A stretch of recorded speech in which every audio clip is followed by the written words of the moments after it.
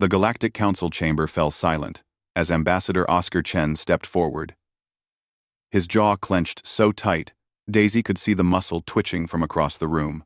She stood behind him, hands clasped professionally at her waist, her security officer uniform crisp and pristine. But inside, her blood boiled. The human delegation, High Arbiter Zekthor announced, his 4 eyes blinking in sequence, has requested combat trial to settle this territorial dispute. However, we must inform you that humans are classified as Category 7 in unarmed combat, essentially defenseless. The reptilian alien's mouth curved into what might have been a smile. We cannot, in good conscience, allow such a mismatch. Daisy watched Oscar's shoulders rise with a deep breath. They'd traveled 8 months through slipspace to reach the Council homeworld, fought through endless bureaucracy, all to reclaim the mining rights that the Krath Dominion had stolen through legal manipulation. And now, this. With respect, High Arbiter, Oscar said, his diplomat's voice steady despite the insult. Humanity requests the right to trial by combat, as outlined in Article 47 of the Galactic Accords. Our classification is outdated. A rumbling laugh echoed from the Krath section. War Chief Drakmol rose to his full 9 feet, his exoskeleton gleaming under the chamber's lights. He was a mountain of chitin and muscle, with 4 arms ending in blade-like appendages. The Krath were Category 2 fighters, apex predators, who'd conquered 17 systems through strength alone. Outdated? Drakmol's voice boomed. Humans have no natural weapons, no claws, no venom, no armored skin. You're soft flesh walkers who conquered your own world through tools and trinkets. He flexed all 4 arms. Without your plasma rifles and warships, you're prey animals playing at civilization. Daisy felt her fingernails dig into her palms. She'd heard variations of this speech 100 times since joining the diplomatic corps. The galaxy saw humanity as clever but weak, innovative but fragile. They forgot that humans had climbed to the top of Earth's food chain not despite their lack of natural weapons, but because of what they'd developed instead. Then you accept? Oscar asked quietly. Zekthor's eyes widened. Ambassador Chen, I must advise against. The Krath accept, Drakmol interrupted, his mandibles clicking with amusement. I'll make it quick, human. A warrior's mercy. Oscar turned to Daisy. In his eyes, she saw the question, the permission, the apology for what he was about to ask. They'd worked together for 3 years. He knew her history, knew what she'd done before the diplomacy, before the pressed uniforms and protocol meetings. Daisy gave him the smallest nod. My combat proxy, Oscar announced, will be Security Officer Daisy Rodriguez. The chamber erupted. Delegates from a dozen species chattered in alarm, curiosity, and barely concealed glee at the coming spectacle. Daisy stepped forward, already removing her uniform jacket, folding it with precise movements that betrayed none of the adrenaline singing through her veins. She was small, by human standards, 5'6", 140 pounds. Next to Drakmol, she looked like a child confronting a tank. The war chief's laughter boomed again, genuine this time, as if someone had just told him the galaxy's funniest joke. The humans send a female? Drakmol descended from his platform, his 4 feet thundering against the stone floor. A tiny one, no less. Human, I'll try not to kill you. Perhaps just maim.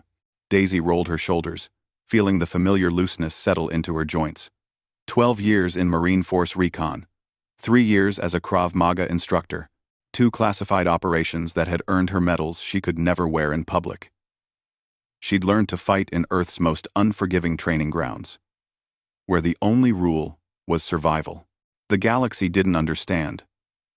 They'd never needed to understand.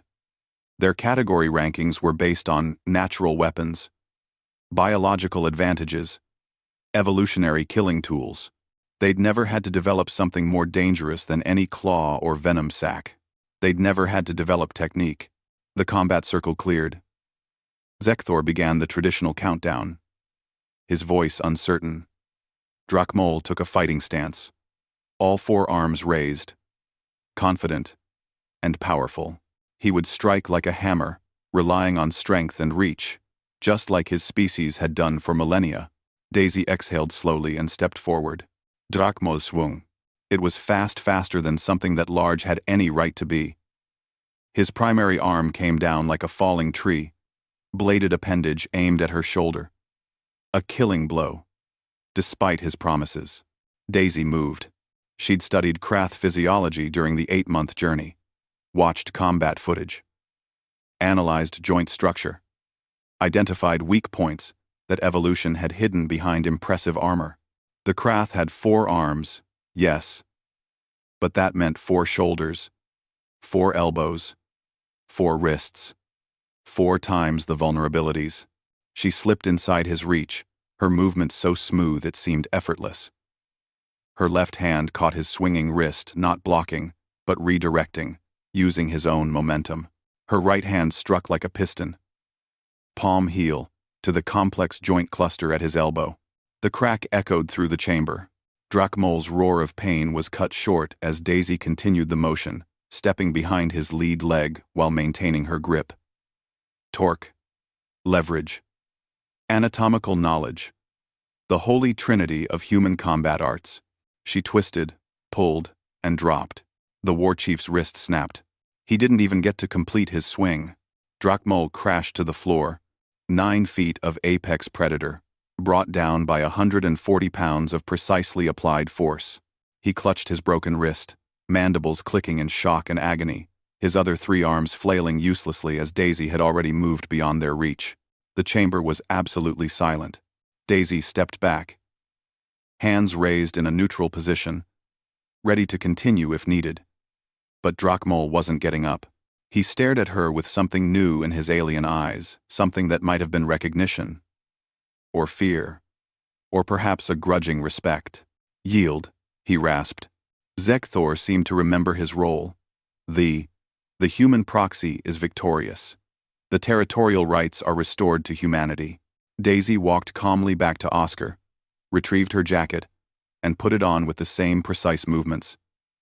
Her expression never changed. Professional and controlled. But Oscar saw the fire in her eyes, the satisfaction of proving what he'd always known. As they left the chamber, Daisy heard the whispers starting behind them. Questions about human combat classifications. Urgent requests for information about Earth's martial traditions.